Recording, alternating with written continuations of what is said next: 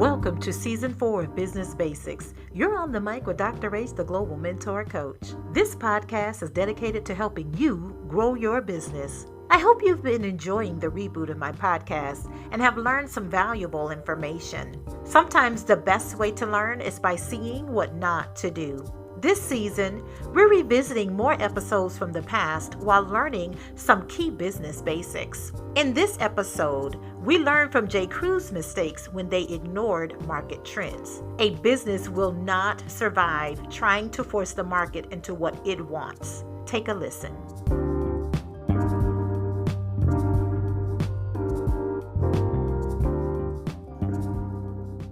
Welcome back to On the Mic with Dr. Ace, the Global Mentor Coach, and you're listening to Business Basics.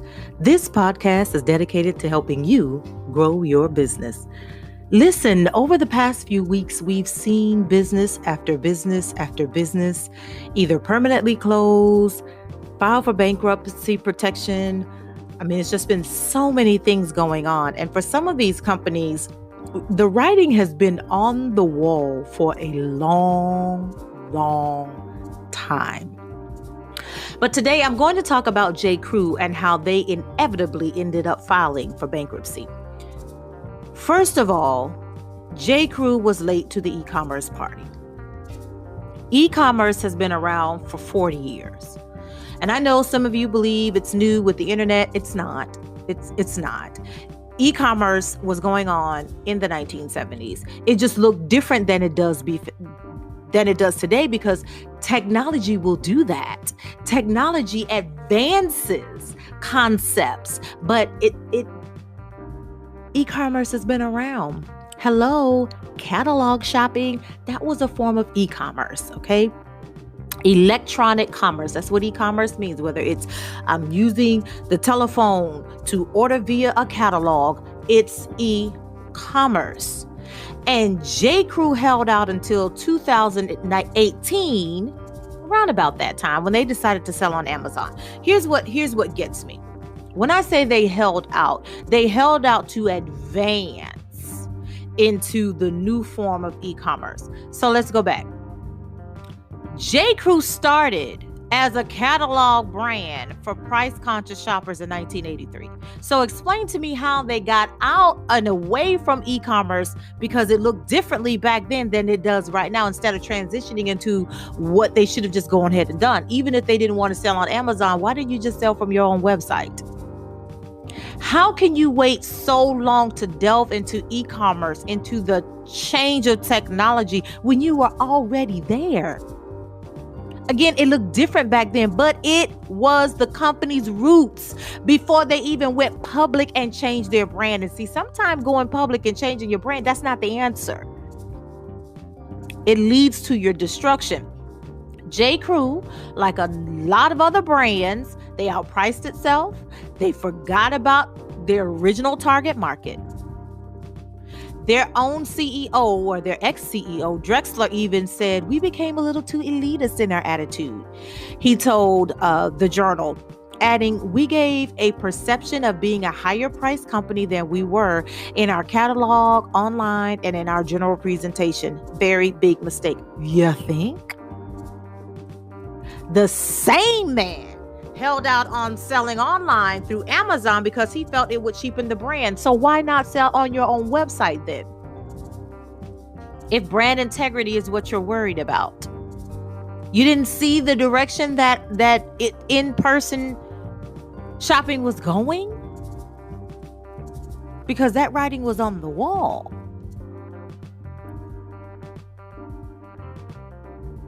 So let's see how that worked out. According to Business Insider, the company kicked off 2019 with store closings, and shortly after, Drexler announced he was stepping down as chairman and leaving the company completely after more than 15 years there. That's how it worked out. That's how that worked out. I agree with the New York Times article when they say J. Crew lost its way creatively.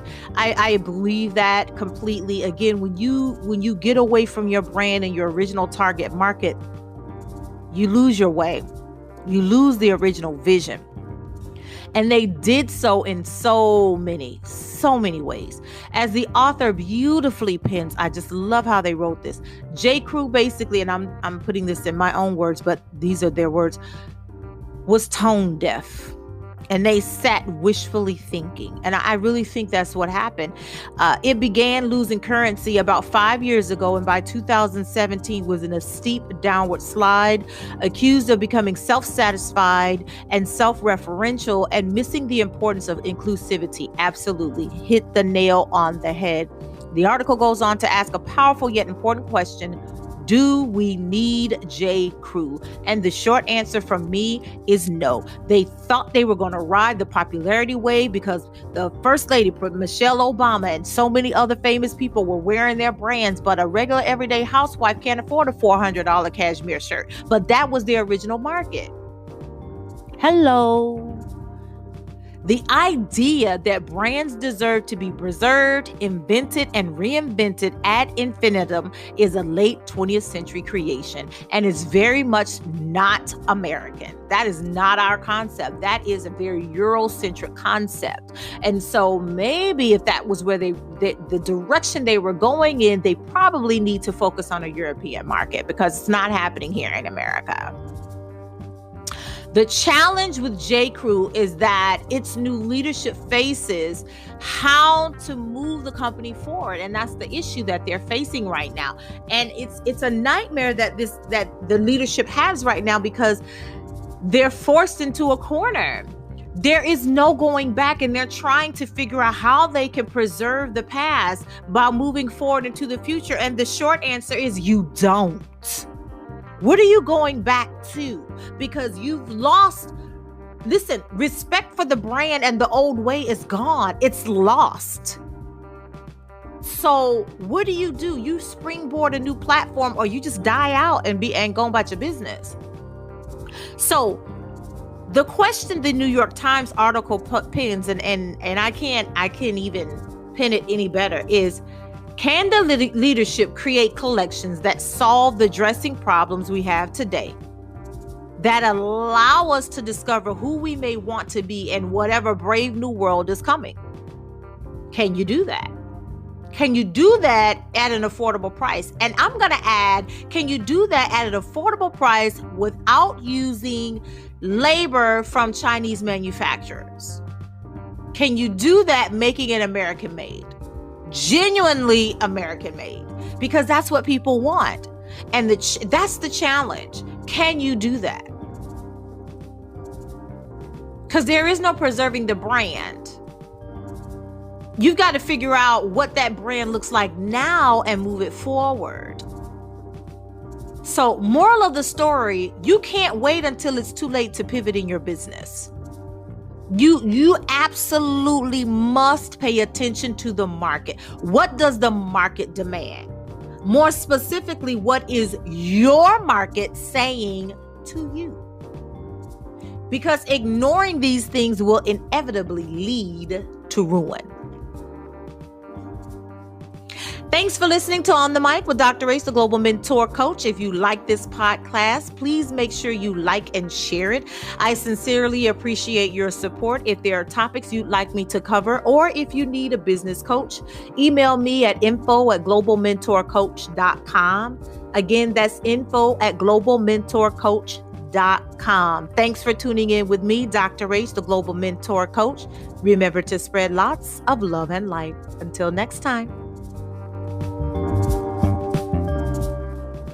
Well, now, ultimately, what we learned from this episode is that you can't wait until it's too late to pivot in your business. You must pay attention to the market. What does the market demand? What is your market saying to you? Ignoring these things will inevitably lead to ruin. Well, what about the episode, Dr. H? Well, like the previous episode, I didn't edit the recording before publishing it. Therefore, you can hear the breaths and smacks. You don't hear me being too close to the microphone. You can, however, hear my voice go in and out. This is from me moving back and forth rather than sitting still in one spot. Thanks for listening to another episode of Business Basics. This season's episodes continue to build on previous seasons to teach some business fundamentals to help you define and strengthen your brand while learning from my podcasting mistakes from day one. Go ahead and like and share this podcast and spread the word about Business Basics. I sincerely appreciate your support and your listening ear. If there are topics you'd like me to cover, or if you need a business coach, email me at info@globalmentorcoach.com. Thanks again so much for tuning in with me, Dr. H, the Global Mentor Coach. Remember to spread lots of love and light. Until next time.